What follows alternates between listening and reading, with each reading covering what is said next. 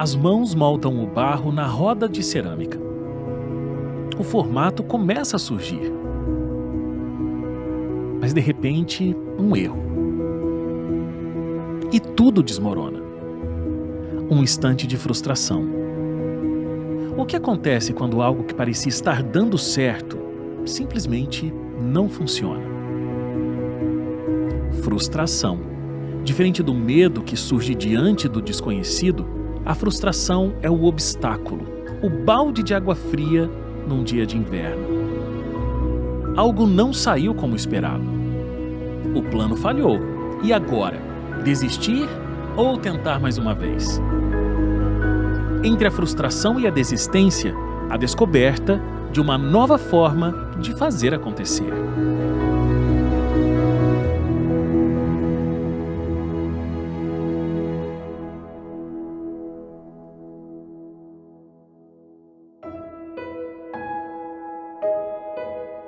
Pequeno ou grande, a frustração acontece o tempo todo. Nem sempre vem com grandes explosões.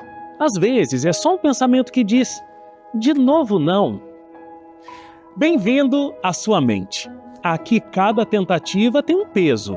Cada erro pode ser um novo começo. E cada resposta diante da frustração nos ensina que persistir pode ser tão importante quanto começar. Expectativa, mãe da frustração, é o que dizem por aí. Mas e a resiliência? Pode ser nossa professora diante de uma situação frustrante?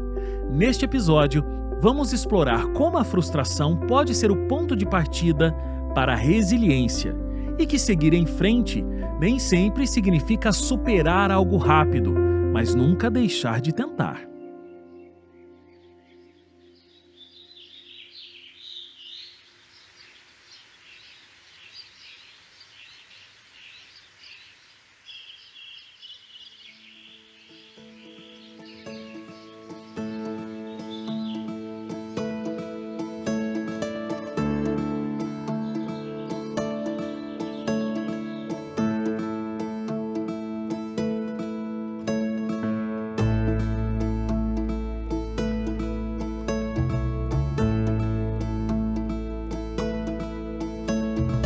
Bom, a gente está aqui hoje para receber a Fabiana Bertotti. Fabiana é jornalista, tem um trabalho muito extenso, profundo nas redes sociais, no universo digital, é esposa, é mãe de 3 filhos e a gente vai falar então sobre esse processo de resiliência em meio à frustração e eu acho que a Fabiana já está pronta. Vamos lá receber a Fabiana?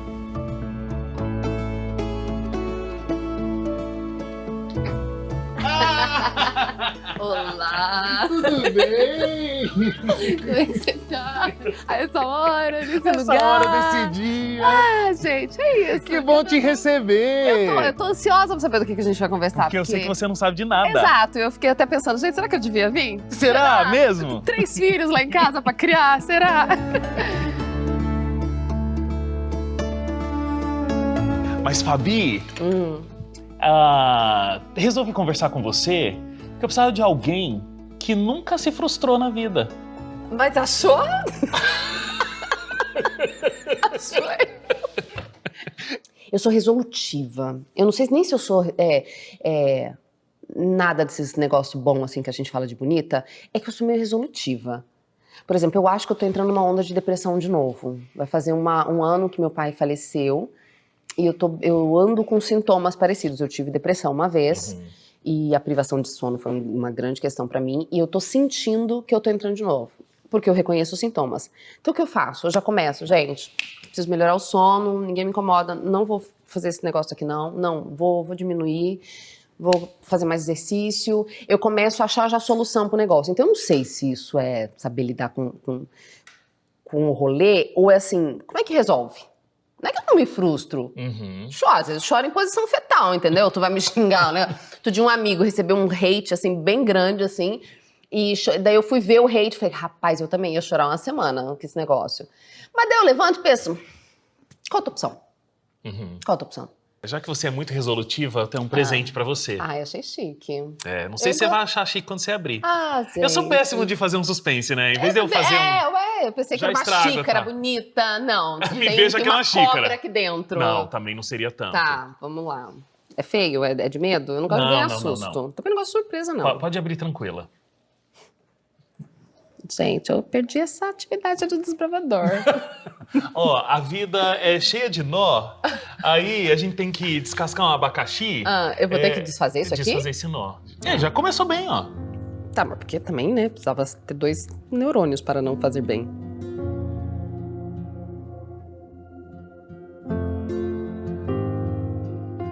O que é frustração? Frustração é um conjunto de emoções que a pessoa experimenta quando ela está com alguma coisa que não aconteceu como ela queria, ou não aconteceu do jeito que ela queria, houve uma perda importante, então ela fica frustrada. Aí pode ter repercussões comportamentais diferentes dependendo do perfil dessa pessoa. Qual foi o momento que você, e você pode compartilhar, né, que você sentiu assim, cara, foi a maior frustração da minha vida? Eu acho que foi a 3ª tentativa de fertilização in vitro. Eu fiz 8 tentativas de engravidar. E por que a 3ª?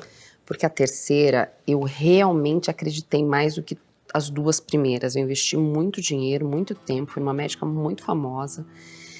E eu realmente estava muito confiante, assim.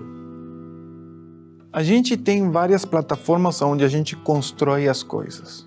Muitas plataformas estão baseadas na ilusão. E a ilusão é um conceito muito frágil para sustentar muitas coisas. Quando a gente faz isso, a gente se coloca numa situação fragilizada. Como a gente avança ou não está muito em função de aonde eu vou colocar a minha confiança. Se eu confio numa situação que eu sei que vai me fazer crescer, eu coloco energia naquilo, independente de sair bem ou mal. Quando eu coloco confiança no processo, e eu entendo como o processo é, eu consigo me fortalecer muito mais. Mas fora do processo e fora da pessoa, a gente consegue colocar confiança em alguma coisa? Sim. Aí a gente entra na parte espiritual. Entender a firmeza,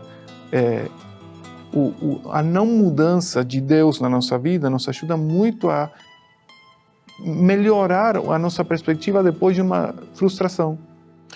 A sua frustração, ela é muito parecida com a minha, se eu for falar da minha maior frustração. Mas eu acho que mesmo quem não passou por esse processo, e tem várias pessoas hoje em dia que passaram por esse mesmo processo que a gente, eu acho que é muito parecido com isso. A frustração e a resiliência são 2 coisas que se juntam constantemente, mas também podem se separar.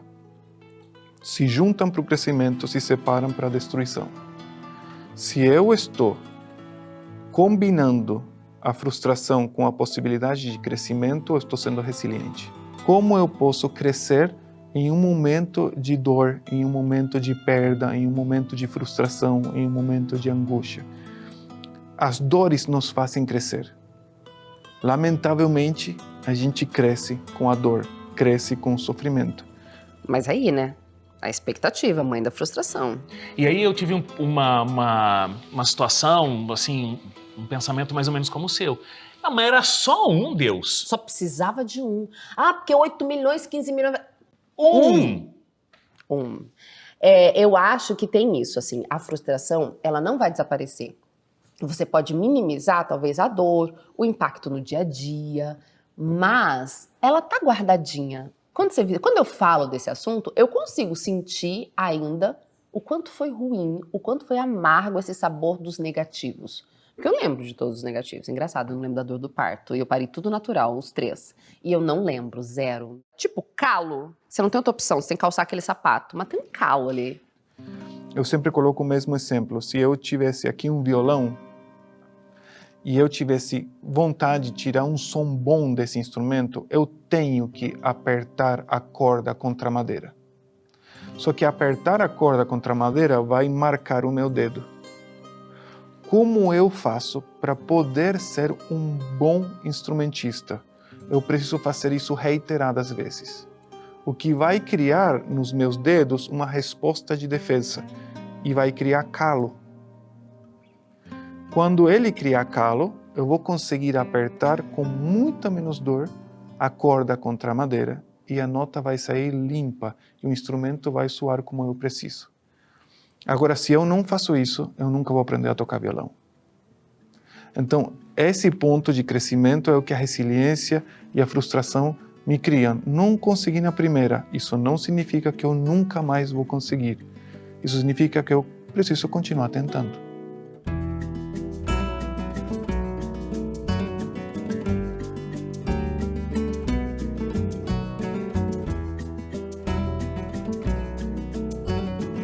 Tirei um! Ah, sou ótima! Aqui, ó, boiadeira. Aqui, ó. Vamos guardar. Só que eu acho... Tá quase, tá indo, menina. Eu achei que eu tinha feito. Ó, A gente não termina o episódio se não terminar isso, é isso? Não, você vai terminar. Tá bom.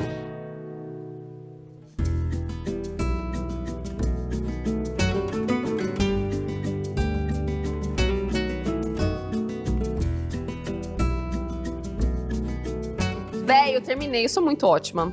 Posso ir para os desbravadores. Aqui, ó.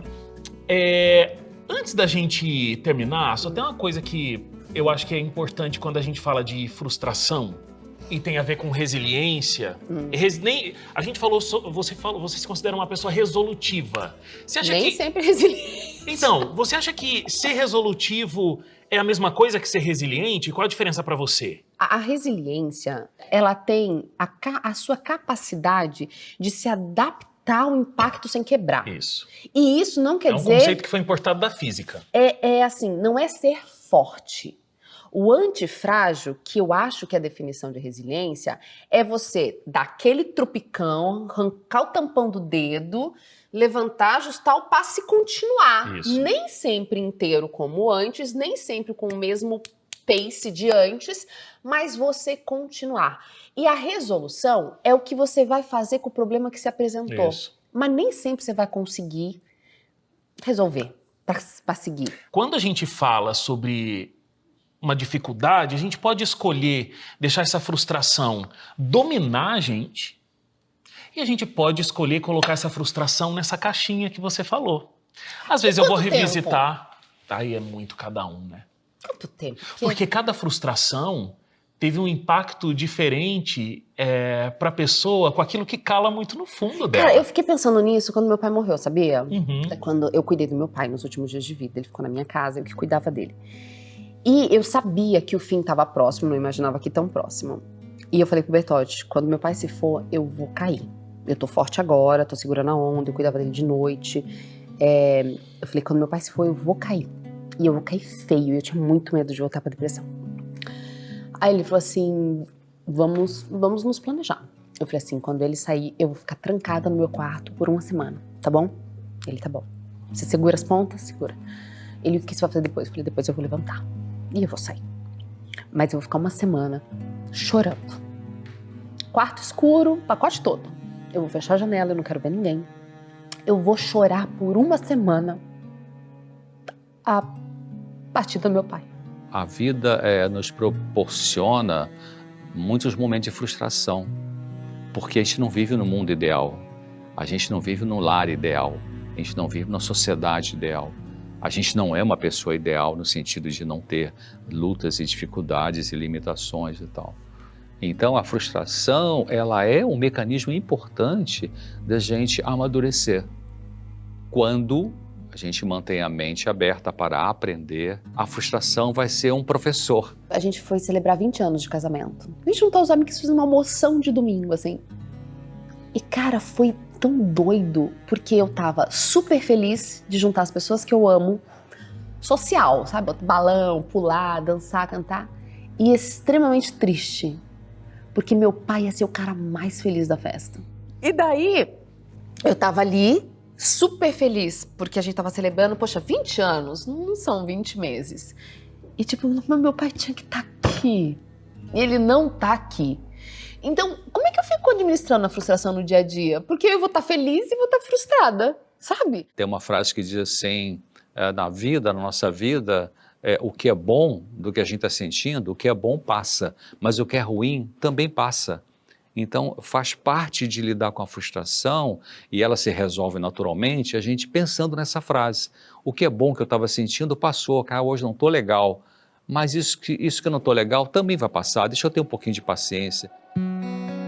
A gente falou sobre resiliência, a gente falou sobre, de fato, conseguir passar pelas situações, ter recursos para passar pelas situações, e entender que a frustração vai existir e ela não é sinônimo de infelicidade. Não. Né? Faz parte da vida. E a gente tem que saber viver. E saber viver faz parte de encarar a frustração de frente. Encarar a frustração de frente não é fazer de conta que ela não existe. É viver a tristeza na hora que a gente precisa viver, é viver a alegria na hora que a gente precisa viver, é lembrar com saudade no momento de alegria de quem não tá, é a abundância na falta. Daqui a Fábio vai seguir para São Paulo e encontrar a neurocientista doutora Rosana Alves. A Fábio vai participar de uma experiência que vai desafiar seu nível de resiliência diante de frustrações e desânimo.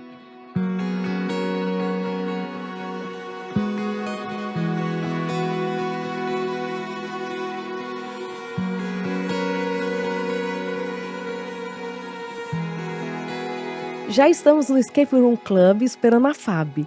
E hoje o desafio será sair de uma das salas mais difíceis que eles possuem, a de Leonardo da Vinci. Teremos 1 hora para tentar resolver todos os enigmas e escapar. Eu estou curiosa para viver essa experiência. Ai, não. Seja bem-vinda. Olá, tudo bem? Boa tarde. Tudo bom? Como é que tá, Seja bem-vinda. 1350. Bom te ver. Gente, tudo bem? Tu sabia que era um escape room?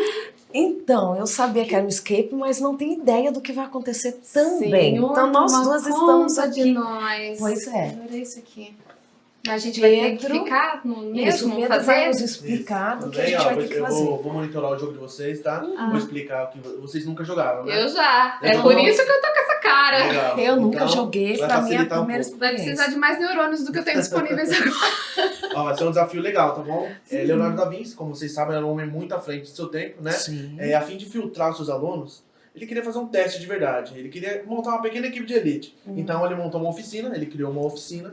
E esse grupo de alunos seleto, no caso vocês duas, que se propusessem a passar pelo desafio. Tá ótimo, né? Se propusessem a passar por esse desafio, Ah. vocês vão entrar na oficina dele, que ficou fechada por séculos, e vocês vão ter um tempo determinado para resolver todos os enigmas que ele criou e de alguma forma tentar. São quantos? São alguns. Vocês vão ter que. Esse é o desafio, tá? Aham, Vocês vão entrar lá, vocês não vão ter muita informação, então observação é o ponto-chave, tá? Vão observar tudo, lembrando que a atenção nos mínimos detalhes é muito importante, tá bom? Sabe que ele era um homem engenhoso, né? Muito. Então, esse vai Você ser é o desafio. detalhista?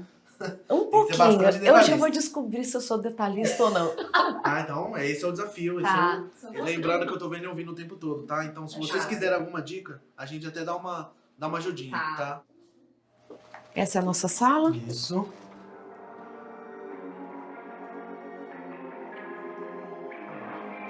A figura no chão. Já tô achando tudo difícil já. Não tem o ponto 1? O protótipo dele do avião.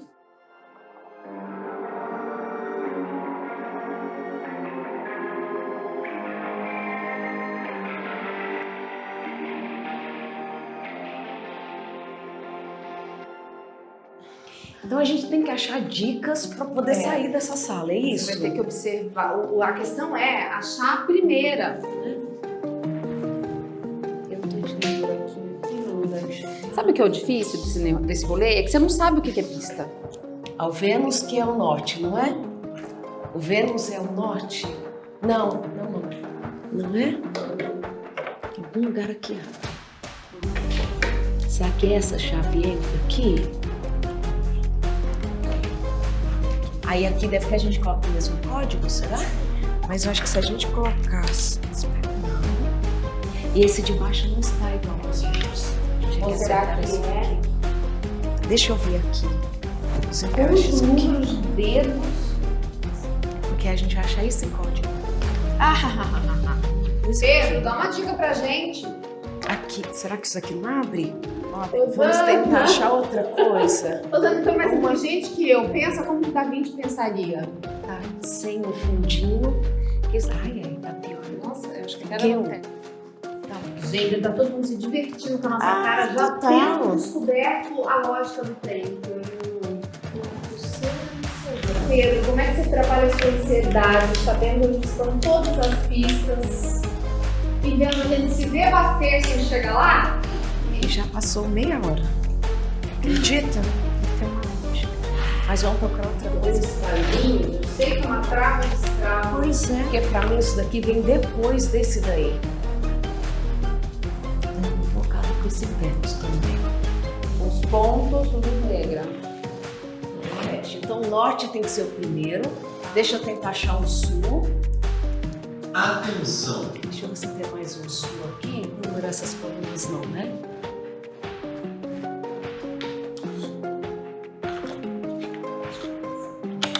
Três, e 1.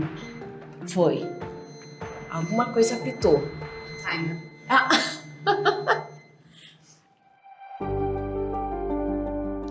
Não conseguimos sair da sala a tempo, mas chegamos quase lá. Foi uma experiência bem interessante e difícil.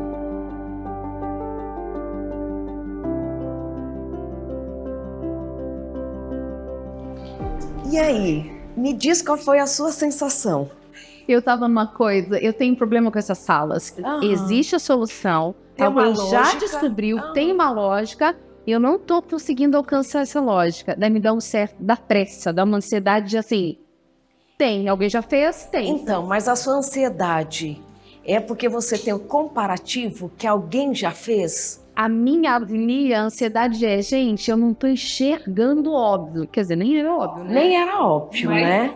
Tá, todo mundo viu isso aqui, alguém fez isso aqui, então deve ter um negócio. Me dá um pouco de... Então a sua cobrança ela é mais interna. Eu acho que é, tipo assim, tenta olhar por outro ângulo, aí a minha cabeça fica queimando pra achar outro ponto de vista. A sua não ficou assim? Qual que era a sua sensação? A minha sensação ela foi muito assim. Tem algumas pistas que são fáceis para depois ficar difíceis. E a sensação de que eu tenho que achar a primeira, porque ela vai me ajudar com as outras. Pra achar Mas você viu que nem era assim, né? Nem era. Algumas ligavam, outras não tinha nada a ver. Quando eu me tornei mãe, eu tinha alguns padrões. Você me conheceu bem no início da maternidade, Sim, né? Então, assim, aham. pequeno. Tinha alguns padrões do que eu achava que deveria ser uma maternidade cristã ideal. E eu botei alguns checkpoints, assim. E conforme nasce o filho, né? Você descobre que você não é perfeita. Você era ótima antes de ter filho. Então, tipo, não consigo bater essa meta aqui. Aí eu começo a avaliar a minha motivação para aquela meta. Talvez seja um mecanismo para me defender da frustração. Eu lembro que quando eu aceitei levar o Theo para a escola, eu estava em depressão. Eu estava em tratamento para depressão. Só que homeschooling era um achievement. desejo. Era. Aham. E daí, para mim, foi frustrante aceitar que eu não estava tendo condições, com 3 crianças pequenas em casa, de administrar o Teodoro e que ir para a escola seria melhor para ele naquele cenário. E eu acho que eu dialogo com a minha frustração. Então, porque a frustração ela vai ser, de fato, proporcional aos seus diálogos. Não proporcional, como você resolve as coisas dentro de você. Porque a frustração ela é uma relação entre o que você tem de estímulo externo, o evento externo, e como você lida com esse evento externo dentro de você. Se essa conversa for positiva, se você conseguir desenvolver um diálogo para não colocar sobre você o tempo todo a culpa, a responsabilidade, né? Se você conseguir olhar e falar assim, será que eu tentei o suficiente? Tentei, mas não foi possível, então você abandona a culpa. Porque a frustração, ela tem muita relação com a culpa, né? Tem, né? A frustração, ela tem que ver, não alcancei o objetivo, ou não ganhei o que eu queria por conta das situações externas, mas a culpa não é minha. É interessante porque Deus colocou mecanismos no nosso corpo, mecanismos de defesa, que eles funcionam de uma forma automática. Por exemplo, se você sai e vai lá fora, está muito frio e você está sem agasalho, você começa a tremer. é uma resposta automática diante de uma frustração. Você está sem casaco, a frustração está sem casaco para te aquecer ou te proteger do frio. Então, esse tremor muscular é um mecanismo automático de defesa, porque quando você treme a musculatura, você aquece o corpo. Em termos orgânicos, o corpo tem esses mecanismos que entram em ação. E em termos mentais também, a gente chama de mecanismos de defesa psicológico, né?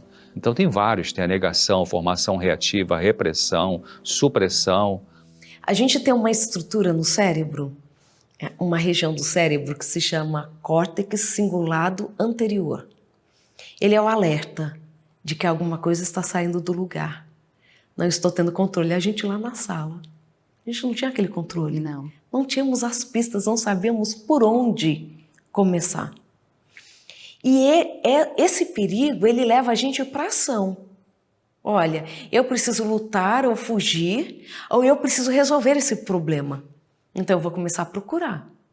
Só que se a minha motivação baixar muito, eu posso desistir, porque o meu cérebro também não quer ficar gastando energia com aquilo que eu não vou encontrar uma resposta. A grande questão é quando esta frustração, ela é exagerada, ou ela é contínua. Tudo eu me frustro. Tudo eu acho que o problema está no outro ou em mim. Claro. E daí faz o quê? E é por isso que tem pessoas que vivem frustradas. Por isso que essa conversa ela é super importante. E esse modelo mental que vai sendo criado. Como que eu lido com frustração? Isso a gente aprende no nosso desenvolvimento. Mas ninguém ensina isso pra gente. Não, você tá lá na escola, não. tipo, de pequeno, a lidar com emoção. É desgastante o jeito que as nossas crianças, via de regra, precisa aprender, assim, porque não é. E é por isso que a gente tem que ensinar. E olha, falando em ensinar, a gente tem um guia pra você, hein? Segredos da emoção. Para você saber essas emoções básicas, você faz um estudo interativo, você vai respondendo, encontrando as respostas que vão te levar para esse entendimento maior do que são as nossas emoções, que é super importante. E a gente não aprende de forma didática. Olha, quando você tiver medo, o medo é um sinal para você preservar a sua vida. E a alegria é para repetição. A tristeza é o lugar da reflexão para talvez a mudança de direção. Mas a gente aprende modelos na infância e na adolescência, mesmo que não tenha sido de forma didática. Abandona. Você não está dando conta dessa escola porque ela é difícil, vai para aquela mais fácil.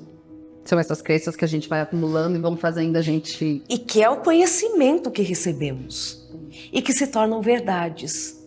E a gente ainda confunde algumas coisas, né? A resiliência, nós não somos resilientes sozinhos. E nós crescemos, ou pelo menos desenvolvemos ali na adolescência, achando que a gente aqui tem que dar conta. A resiliência é algo que você tem ou não tem, mas nós não nos tornamos resilientes sozinhos. E também não alcançamos aquilo que queremos alcançar, na maioria das vezes, sozinhos. Eu arrisco em dizer que a gente nunca consegue sozinho. Sabe por quê? Porque até o nosso repertório para emitirmos respostas, também esse repertório não é só nosso. Adquirimos das nossas mães, avós, pais, primos, professores. Esse tipo de confronto da frustração de maneira solitária ou com outras pessoas é muito interessante nos esportes. Por exemplo, uma frustração num time de futebol vai ser diferente que em um jogador de tênis. O jogador de tênis, para poder enfrentar, ele precisa criar uma equipe fora dele. Então ele vai ter um psicólogo especialista em esporte, ele vai ter um treinador físico, ele vai ter um fisioterapeuta, ele vai ter um treinador estratégico, ele vai fazer um time para poder ajudar ele no momento que ele perder. O time de futebol vai ter muitas diferenças. Pessoas que vão gostar daquele jogo, pessoas que vão ter raiva. Obviamente que a perda sempre vai trazer respostas negativas. Mas, quando a gente está trabalhando em equipe, é muito mais fácil vencer a frustração. Porque a gente consegue enxergar o mesmo ponto de diferentes pontos de vista. Quando eu estou lidando sozinho com uma frustração, Eu não consigo enxergar todos os pontos de vista. Eu só consigo enxergar o meu ponto de vista. Isso acaba atrapalhando. Agora, se eu amplio o panorama, porque tem outras vozes falando para mim, eu vou conseguir ver muito mais. Opa, tinha muito mais. Isso mesmo. Então, aí eu cresço. Naquele livro, sete lições e meias que eu aprendi com a neurociência, né? Ele é tão interessante porque ele fala que uma das formas de você transformar o seu cérebro em um órgão melhor é você se abrir para conversas sinceras com pessoas que têm pontos de vista diferentes dos seus. Então, assim, você torce para um time que é o oposto do meu. Por que você torce para esse time? E não entrar nessa conversa para defender o meu ponto de vista, mas para tentar deixar-me convencer de que você tem razão de torcer para esse time. Esse exercício é absurdo para o cérebro, é maravilhoso. É incrível quando a gente se dá o lugar de pensar que em nós há muito para aprender no outro e há muito para talvez mudar um pouquinho aqui. Olhar com o olhar do outro, aceitar novas experiências, aceitar passar pela frustração, porque a frustração é necessária para o amadurecimento do cérebro. Não há resiliência sem frustração. Foi muito bom a gente conversar. E foi bom a gente fazer essa tarefa aqui juntas. Obrigada. E eu acho que a nossa resiliência foi maior do que a nossa frustração. Acho que nós somos Demos muito conta. ótimas. Bem, para que mais do que isso se não Eu sabemos acho que além? não é necessário. Não, foi suficiente.